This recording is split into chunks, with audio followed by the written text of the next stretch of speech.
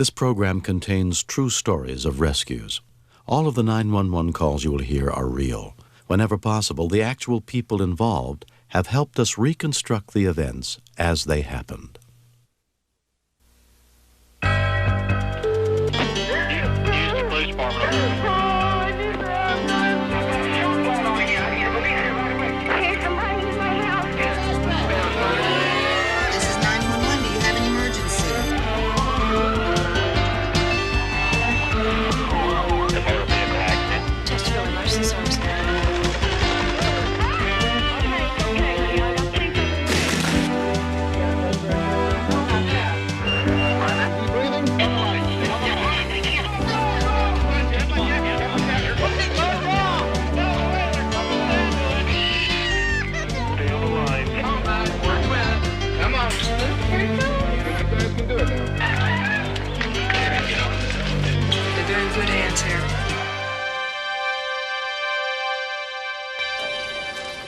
For many professional rescuers, unforeseen risks pose a daily threat to personal safety. I'm William Shatner. Tonight, true stories of people who care enough to try and make a difference on Rescue 911. We begin around 9:30 on the morning of July 20th, 1989, in South Bend, Indiana. Mary Farrell was alone in her office on the second floor of the Faith United Methodist Church, where she has worked for the past 15 years.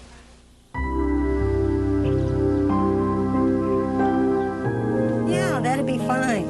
I was talking on the telephone, telling a lady about a function that our community outreach has. Okay, get here for a minute and get a good seat. I heard a noise. I think I heard someone call my name. Mary.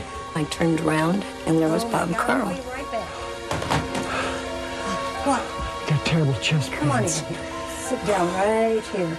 I could see that Bob was in great pain, and I knew immediately that he was having a heart attack. I know his son, Dale, and knowing that Dale is a paramedic, I knew that's who Bob would want. On the other side of town, paramedic Dale Carl got Mary's call for help. I hung up the phone, I looked at Randy, said, "We gotta go now." He said, "What do we got? What do we got?" I said, "My dad, he's having chest pain." He said, "Oh my God," and we took off. By this time, it's probably 20, 25 minutes to 10. On a Thursday morning in South Bend, Indiana, traffic shouldn't be too bad, but traffic was terrible. And I couldn't get people to respond to the siren, and I'm sure my emotions were taking me away. Within 8 minutes, Dale and his partner, EMT Randy Garnett, arrived on the scene. Responding to a call where you know that it's someone you care for is the worst possible case scenario. I was a little worried that maybe he wouldn't be able to handle the call if it was bad. Hurry, guys! I never thought I would make a call like that on my dad. What we got, Dad? Terrible chest pains. At the same token, I wouldn't have anybody else do it. On a scale of 1 to 10, 10 being the worst, tell me what it is. 10. A 10. Dad, we're going to get you on some O2 here. I want to listen to you breathe. The instant I saw him and what I suspected was happening, the idea crossed my mind that we may not get to the ambulance with him alive. Memorial, this is 60. I need to talk to a doc. I called the hospital to see what kind of further orders they wanted me to do. Severity is probably a 10 is what he's telling me. Super diaphoretic here. 170 over 130? We gave his father nitroglycerin, which is meant to stop the chest pain. It had absolutely no effect whatsoever. Let's go. I had a vision that we might be doing CPR before this run was through. And the problem with that is my dad told me if his heart stops, don't do any more. Ready? 3, upstairs. I respect his wishes, but I also had visions of CPR going on because you just don't want to lose your best friend. I was attempting to reach each intersection as the light was turning green to avoid any starting and stopping. I was afraid that if the ride were too rough, that it would actually cause him to arrest. I want to take another pressure and see how that other pill's doing for me, okay? Just relax, just relax. Second set of vitals showed that his blood pressure went up, contrary to what should happen with nitro. No relief at all. Still running a 10. Well, more or less 60. I established contact with the hospital and requested morphine. And they said, sure, go ahead, give him 5. All right, Dad, I'm going to get you something a little stronger. You just hang with me now, okay? Hang with me. Just ahead, St. Joseph's County Police Captain Joe Spybrook was on his way back to the station. I was eastbound in my unmarked unit, following a vehicle. We were approaching St. Joe Street. I heard a siren on St. Joe Street approaching the intersection.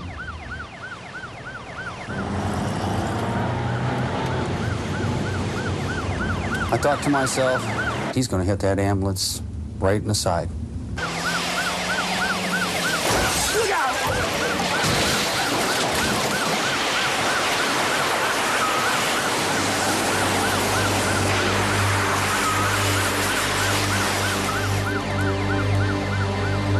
When we continue, I could hear Dale in the back screaming his father's name. He wasn't getting any response. I was honestly afraid that he had died.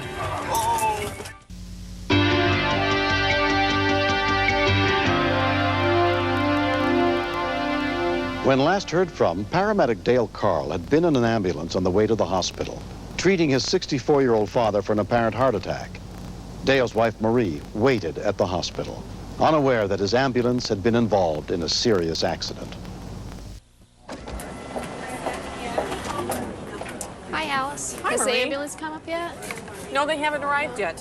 When I got into the emergency room, they had me start a chart out for Dad.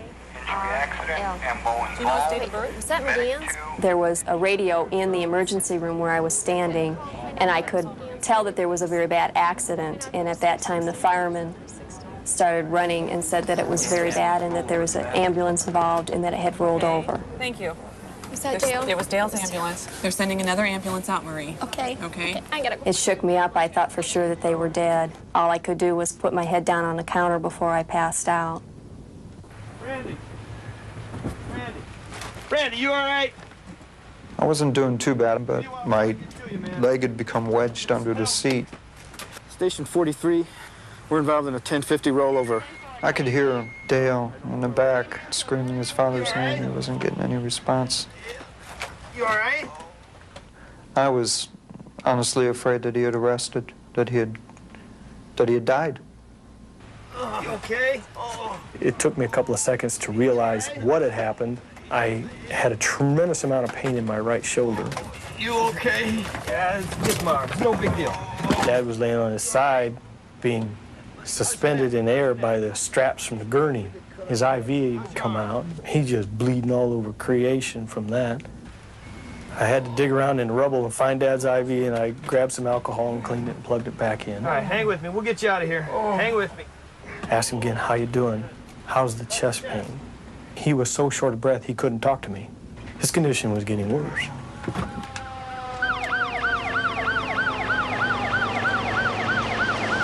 within 4 minutes, South Bend Fire Department paramedic Tom Kowalski and his partner pulled up to the scene of the crash. My concerns were many at this point. I knew we had an unstable cardiac patient who may have been further compromised by the addition of traumatic injuries. On scene, we had a lot of chest pain, mid-sternum running up to his neck, down his arm. And that Dale, in being so focused on his father's care, may have been ignoring his own potential injuries. Nice and easy, guys. You in there, Tom? Okay, here we go. They looked at me and said, Dale, why don't you go in with one of the other rigs? We'll take care of your dad. And I said, no. I started care. I'm finishing care. How we doing, Mr. Carl? I said, this is my dad. I'm going in with him as long as I'm physically able.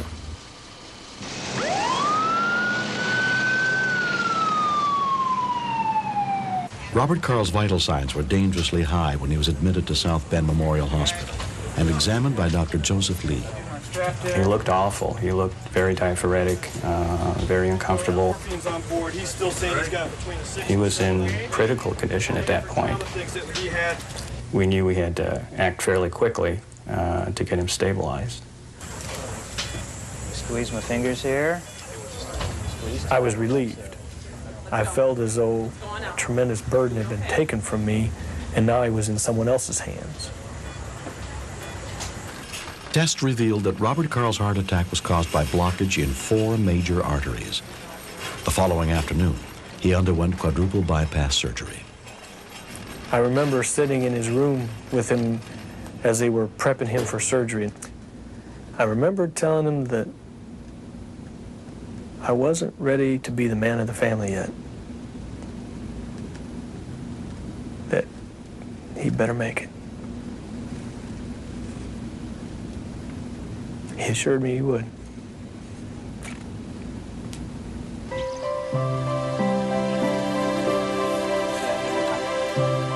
Two years after his successful bypass, he is doing fine.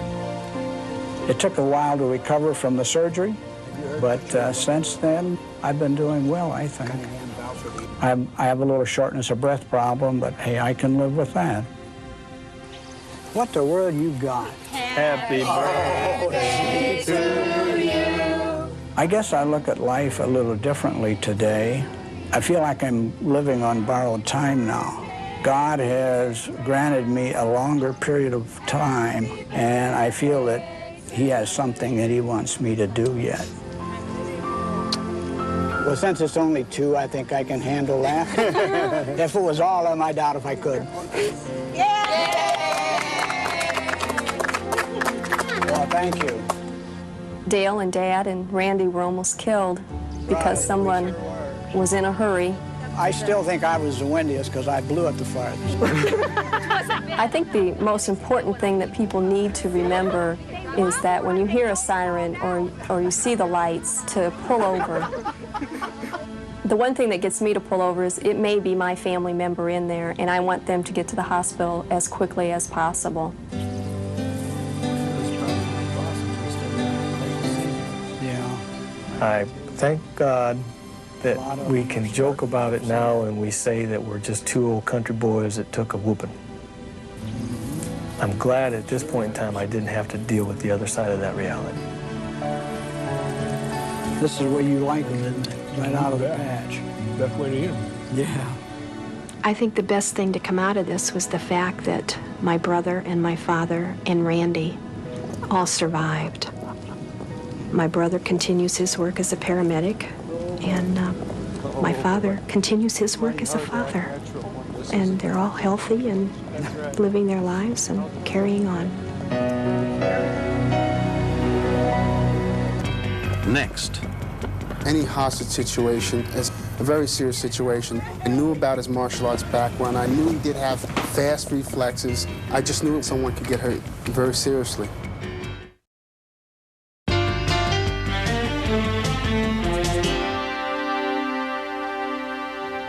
During the winter of 1990 in Passaic, New Jersey, Carmen Rojas decided to take her young sons, leave her boyfriend of 2 years, and try and start over. But she would soon discover that in looking to the future, the past could not easily be left behind. On March 19th at around 9 a.m., 24-year-old Carmen was on her way to her first day of the computer course she hoped would change her life.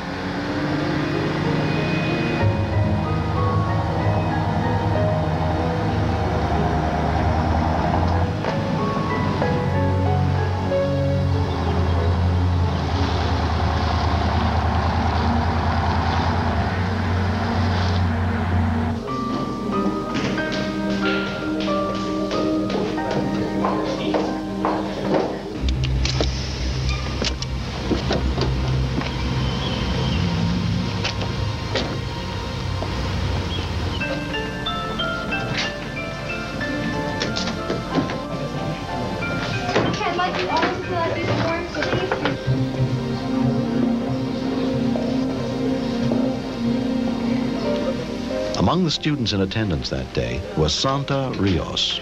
It was just about 5 minutes that we were in the classroom already, and then all of a sudden this guy walks up to the door.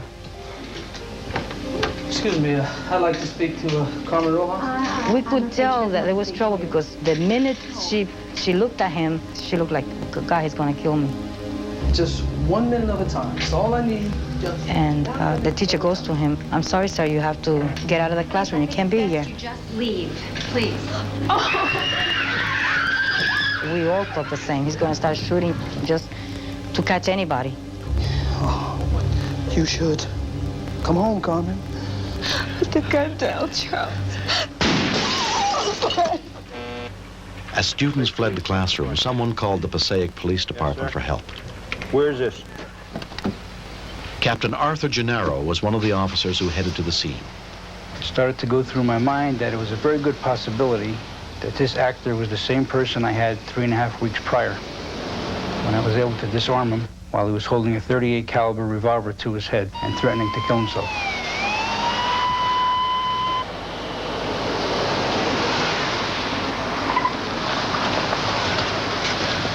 We had 2 or 3 officers from Passaic on the roof, and the Passaic County Sheriff's Department sent their own SWAT team.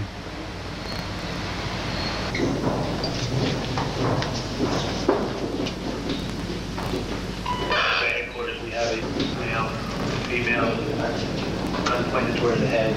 It's a classroom facing 1st Street, the northernmost classroom. When Police Chief Victor Jackalone arrived, he joined a hostage negotiating team already in place. Knowing that he had that revolver cocked and ready to fire, I mean, even the slightest surprise, and that woman was dead. Captain Gennaro arrived at the school within 10 minutes. I notified my dispatchers that I was going to the scene because I felt that I had some type of rapport with the man and could possibly talk him out of the situation again. See if I recognize my voice. I looked through the glass in the door at the reflection and I observed where Charles was and the hostage. Charlie? Charlie, this is Captain Gennaro. You remember me? Charlie, 3 weeks ago up on Monroe Street? Charlie, can I come in and talk to you? Be careful. By yourself? Yep, by myself. Charlie, I'm unarmed. I want you to know I'm unarmed. Charlie, can I come in and speak to you? Okay. I was very well aware of the danger, but when you're in a situation like that, you just try to keep that behind you and concentrate on getting his attention and hoping that he'll listen to reason. Charlie, she loves you. She loves you. Can I sit, Charlie?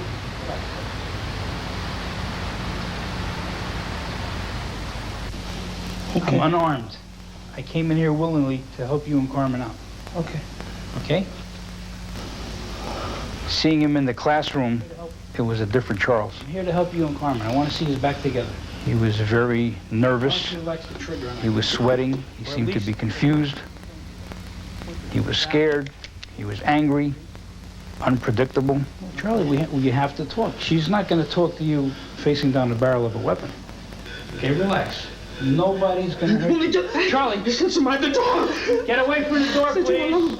He'd be quiet and crying and caring 1 second, and the next minute he'd be yelling and very angry and violent. Look, she's scared. Look at her. She's shaking. She's crying. I believe that he realized I was looking for an opportunity to grab the weapon from him. And I think that's why he asked me to end the conversation at that time and leave the room.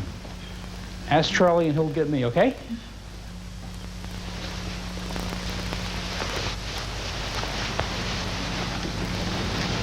Totally different person from the way he was 3 weeks ago. My thinking was just keep on talking. As long as we're talking, everything's going fine. County investigator Jerry Robbins was called in to negotiate when they heard he knew the suspect personally. Charles was like a brother. He was really like a brother to me. Whenever I needed help, he'd race out and give me a hand. I was thinking this was a friend that I'd known for 18 years that I might possibly lose because he had gotten out of control.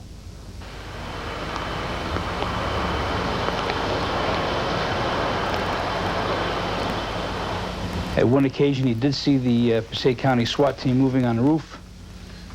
He got highly agitated and upset. And he demanded that they come down from the roof, or he wouldn't talk to anyone. So what we had to do was pull everybody off the roof at that time. I basically see any hostage situation as a very serious situation. This was a little more intense because I did know Charles personally. I knew about his martial arts background. I knew he did have fast reflexes. I just knew that someone could get hurt very seriously. Just be careful. Play it by ear. Don't do anything foolish. We don't want anybody to get hurt. In hostage situations, you have to roll with the punches. You have to go with the flow. You can't plan step A, B, and C. Different things happen, and you have to be able to respond to those things that happen. Charlie, Charlie. Easy, Charlie. Hey, easy, Charlie. He said to me, Jerry, just be careful. He says, this is a loaded gun here. I said, Charles, listen, hey, I'm not trying to be a hero here. I just want to talk to you. Hey, I know how you feel. I'm with you, Charlie. No. Yeah. Hold it, Jerry. Hey, Charlie, listen, just lower the hammer, okay? I was very worried. Because although I'd known him for 18 years, this wasn't the same person that I had known. He had changed so much, seemingly, almost overnight. Anything could have happened. You know what's better than me about the relationship between you and her? I know how much she means to you. What's gonna happen? I knew I had to get my hand on the revolver so that even if he did pull the trigger, it wouldn't go off, and point in a safe direction. Just lower the trigger. That's all I'm asking you to do. Do it for me, all right? Just do that for me. Yeah, I felt even if he touched the trigger, it could possibly go off, even accidentally. I said, just lower the trigger. That's all. That's it, Charlie. Okay, take the finger out the finger guard now, okay? Just hold him in, man. I got it, Charlie. That's it. Just load it. Get out of there! Get out of there! Hold it, man! Hold it! After I passed the weapon back and Charles hugged me, was kissing me, and I told him it was all over. He said, yeah, okay, I know. I see on the, I know, I'm okay. He said, I'm okay. Only thing I can do was to get up out that chair, and I ran. I ran out that classroom. The only thing that was in my mind was to run home. I wanted to run home. I thank God for Jerry, because he didn't have to come in there and risk his life like that, because he risked his life. If Jerry hadn't came in that day, I believe that Charles would have killed me.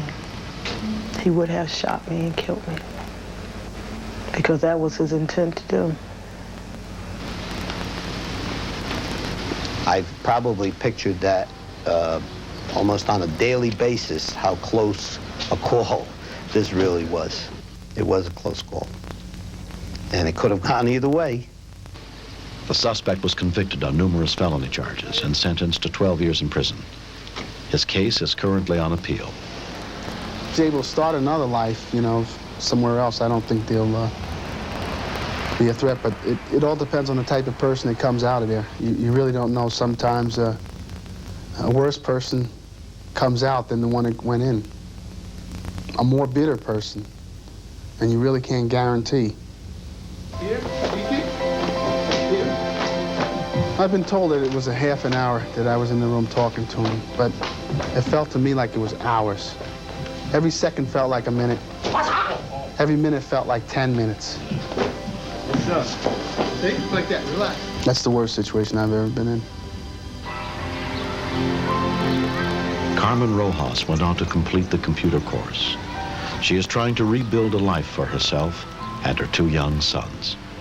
I just live day by day. I deal with it day by day.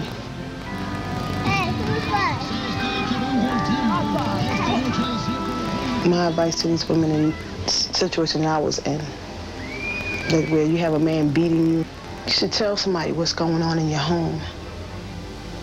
Never keep it a secret what's going on in your home.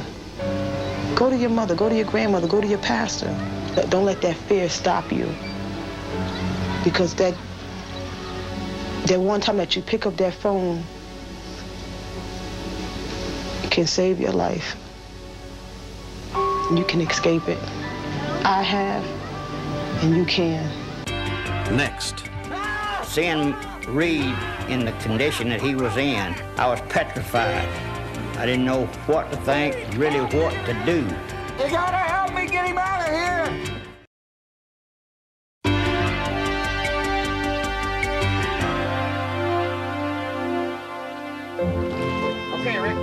more you got to put in. Well, you got the ranch and all that.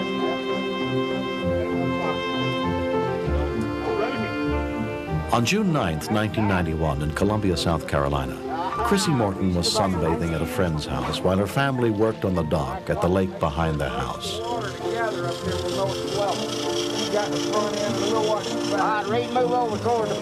My father and my grandfather and Reed were all putting in a boat lift, an electric boat lift on our dock. Hey, it's looking good, ain't it, boys?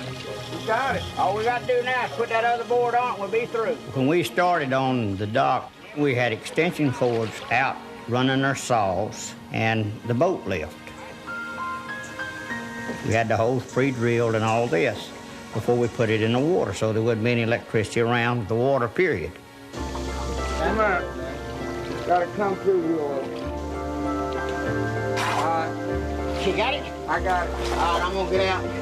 Get ready to run the lift. You like one boat having that in place. I'll roll it out now for you.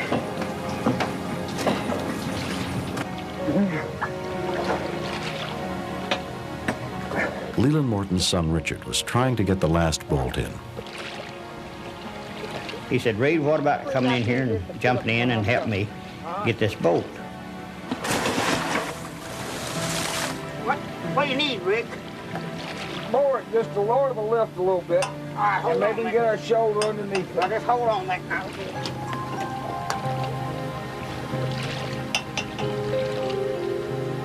Wait a minute, just hold on. I'll get over here and run it down for you. Ah! Hold on! Ah! What happened? I didn't know what had happened. I thought that he had been cut or he had hammered his thumb. You know, I had no idea what the extent of the accident was. Sir, hang on, sir. When I got over there, my brother had just a dazed expression on his face. Hold on, sir. Hold on. Hold on. Hold on. Pop, gotta unplug the lift. Hold on. Ah! And this time, it does render him unconscious. I'm calling 911. Pop, you gotta help me get him out of here. Please. Seeing Reed in the condition that he was in, I was petrified. I didn't know what to think, really what to do. 911, police, fire, medical. Medical. Where do you need the ambulance at? 5-6. Chrissy ran next door to a neighbor who called 911. I think someone might be electrocuted. I'm just not sure exactly what's going on out in the water. Okay, we'll be on the way. All right, bye. Within minutes, the Richland County EMS boat was dispatched from 3 miles away. One responding to 566, 318, associated 76. Lexington County fire medic units were also sent to the scene. Pension Irma, EMS signal 18. Pop! Hold on, Richard, I'll help you. Help, Gary! Get in and help us! Hurry! Get him up, McCrell, him up. Get him up. Lift. When I came back down with the blankets, I was terrified. I didn't know what was going on. I didn't know if he was unconscious or if he was dead. Come on, son. Curie Pitts, a visitor at a nearby house, also ran to the scene. As soon as I saw what had happened, I went to see how I could help since I was certified in both standard first aid and CPR. I checked for a pulse on Reed, both in his wrist and on his neck, and I couldn't find one either place. There's no pulse. We need to start CPR. There's still no pulse. Come on, son. Come on, Reed. Hang in there, buddy. We continue. It seemed forever. Please, come on. And he was not responding. And I wanted to quit. I know he's dead, and things that we're,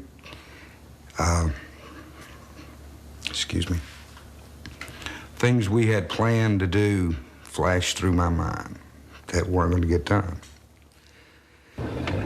Within 10 minutes of the call, paramedic Warren Perry got to the scene in the rescue boat.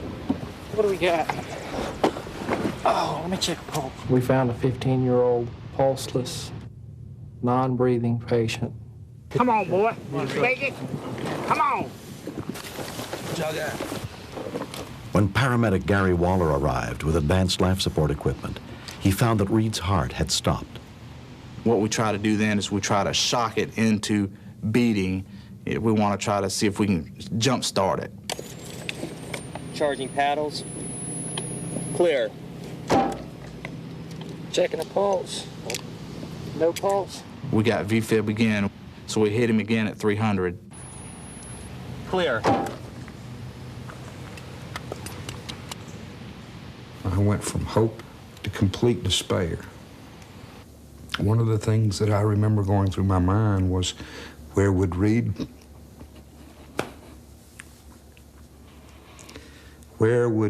want to be buried? Come on, Reed. We had the same rhythm. It was still in VFib. 400 joules. So we went to 400 and decided to hit him again. Charge. On that. Clear. V-tag. Cultivated. You have your son back. That's what you think right that moment, just because he's got a pulse.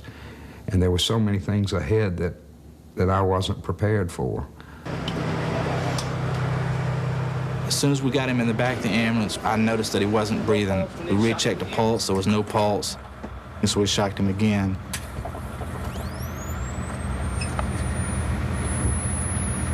Clear. Let's go, let's go. During the 15-minute ride to Lexington County Medical Center, Reed suffered another arrest and had to be shocked a 5th time. I once was asked, if you had a wish, what would your wish be? I wish not to have to bury my children. That's my wish. Not $10 million. I wish not to bury my children. At the hospital, Reed was put on a respirator and stabilized, but remained in a coma. His mother, Patricia, came to the hospital as soon as she heard what had happened. You just never expect to see your child that disabled.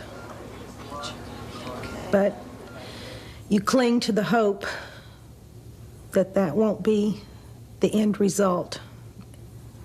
And you pray, and you pray, and you pray. Things like brain damage didn't matter right then. My entire thoughts were focused just on his living. As he made that hurdle, I got greedy for him. I want him to have his faculties. He's a special child to me.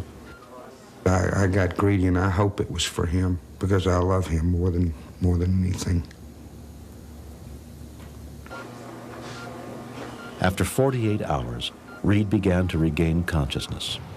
He was breathing on his own, and then they said, is there anything that you want? There was 2 things. I don't remember which one's first. One was a Big Mac, and one was a new set of irons. I'm delirious now with joy. I don't know what you could ask for. A 15-year-old that wants his toys and he wants to eat. That's as normal as I think you can get. Snap those hands across. Whoa! Within 3 weeks, Reed Morton had completely recovered. It's a shock to me, no pun intended. It's a shock to realize what had happened. When I know now what had happened, it's unbelievable that I survived and that I can do the things that I had normally done. Apparently, the accident occurred when Reed's grandfather stepped on a faulty extension cord, sending an electrical current through the boat dock and into Reed's body. If the cord had been plugged into a ground fault interrupter outlet, it might never have happened. But when I went out to play golf, I used to say, you know, if I made a bogey, I'd really get upset. But now, I'm here and I can enjoy the hole. That's the important thing. It doesn't matter what you make. It's having the ability to swing the golf club and, you know, think about your shots and all that. All right, I got it. All right, go. Reed. Brains and... That's it. Oh. The most positive benefit that we could get from this tragedy would be if, through CPR training, someone else's life is spared. I thank God every day that things have turned out for the best and that it's brought our family closer together. Being able to love your parents and being able to say I love you to them is the most important thing that and I got out of this. Next. I wasn't really sure what we were fixing to get into. The police being on the scene doesn't make it totally safe. You always have to look out for yourself.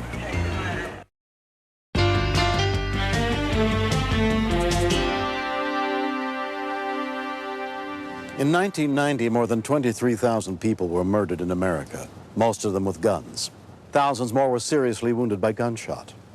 This story is not a recreation. It's the daily battle waged by emergency medical workers to save the lives of victims of violent crimes. Memphis, Tennessee, August 18th, 10:50 p.m. 911 emergency. I would like the police at Crockett Street apartment. Somebody just got shot on the other side. Okay, did you see who shot the person? He's laying out there in the Okay, does he need an ambulance? Yeah, he's shot. Ma'am, hold on, let me connect you with the fire department, okay? Okay. Fire department? Could I have a police and an ambulance at 882? What's wrong? Somebody just got shot, and they still shooting that man out there. They're still shooting? Yup, they're in the driveway. Check Unit 11. Respond to an emergency call on a shooting. Police are en route. Check. Unit 11, be advised. We have information that there are shots still fired in the area. Check, we're en route.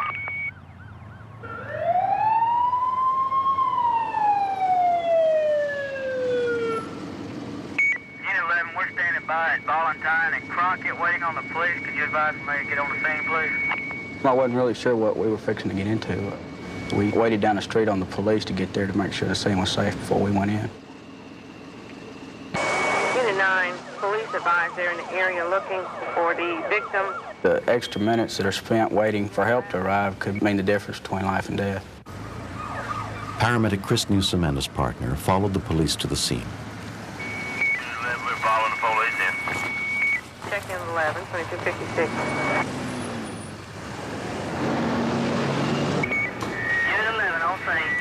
The police being on the scene doesn't make it totally safe. You always have to look out for yourself.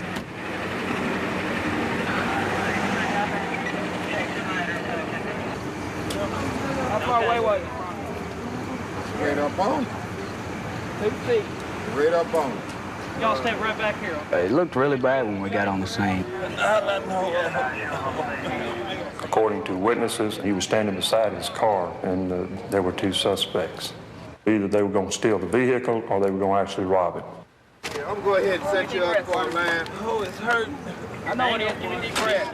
The person that shot him was 2 feet away, so we definitely thought that there might be some internal injuries. Keep it straight. I'm hurt. I know. Keep your arm still for a second. I'm trying to take your blood pressure. Okay, hang on, partner. We fix to put you on the stretcher. We're going to take you to the hospital, okay? Paramedic Supervisor Robert Young was also at the scene. In a crowd, everyone is loud, they're excited. We don't know if these are family members. We don't know if these are the individuals who shot the individual in the first place. Within 20 minutes of the shooting, 30-year-old Cecil Boyland arrives at the Elvis Presley Memorial Trauma Center. Oh! The fact that shotgun wounds have a lot of pellets that spread out everywhere makes our job of working any of these patients up that much harder, because even though they're small, one pellet hitting the right organ can kill a person. Your belly hurting at all? 400. John, what's its pressure? I had many concerns about possible severe injury. A close-range shotgun blast, you know, is going to damage something inside. It just does. Cecil's mother, Barbara Boylan, followed the ambulance to the hospital. He's okay. He's okay. He's okay. Now tell her you're all right. You all right? Oh, Stacy. When I saw him, I was just devastated. Lord, I'm hurt. I didn't know if he was going to live. That was my most difficult problem. I was just worried if my son was going to live. And if he did, would he be okay? We're under the gun from the moment we do an exam. You don't want to send a patient to surgery that doesn't need to go to surgery. He's got a hole in his common duct or hole in his duodenum that'll kill him. Yeah. A missed injury may not show itself until 24 or 48 hours later, and at that time, it's too late, and we've missed the boat, and the patient is in a heap of trouble. Radiologist Gerald Grubbs carefully examines the results of Cecil's CAT scan. He actually had much more damage to his internal organs than we suspected. He has multiple pellets within the posterior aspect of the right lobe of his liver. He also had several pellets go through the upper pole of this kidney. He also has several of these pellets that did in fact actually get within his spinal canal and are around his cord. And if those were to get infected, that could be really bad for him as well. Cecil's girlfriend, Ines Hicks, is allowed in to see him.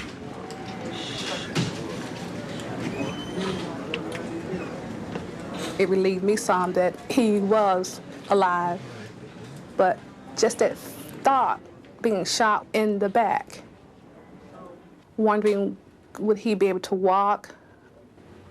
It was just awful, the waiting and not knowing.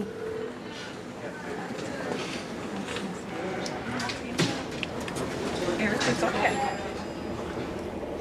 Tomorrow morning, we'll let him go to the floor, we'll feed him a diet, and he ought to get out of the hospital without any kind of surgery, okay? So he was pretty lucky in that he could have had a serious injury, but he got away with something that we feel comfortable watching, okay? So we will just keep him down here for a day, and hopefully he'll go up to the floor and be eating and be at home for long, okay? Okay. All right. Later that day, Ines and a friend visit Cecil in intensive care. I feel lucky. I'm grateful. It's gonna take time to get over this. Anything you want me to do? No, I'll be fine. It take a little time, man. Yeah, but just hang in there, man. You know, I've been through the same thing. Yeah. All I gotta do is keep your chin up. They left the pellets in. They said that they would do more damage by going in and getting the pellets out. So I have them in my body the rest of my life. It's just something I gotta deal with. The body will form scar tissue around those pellets and protect itself, but they will never be resorbed or go away. Hopefully they will not set up infection. That's the main thing.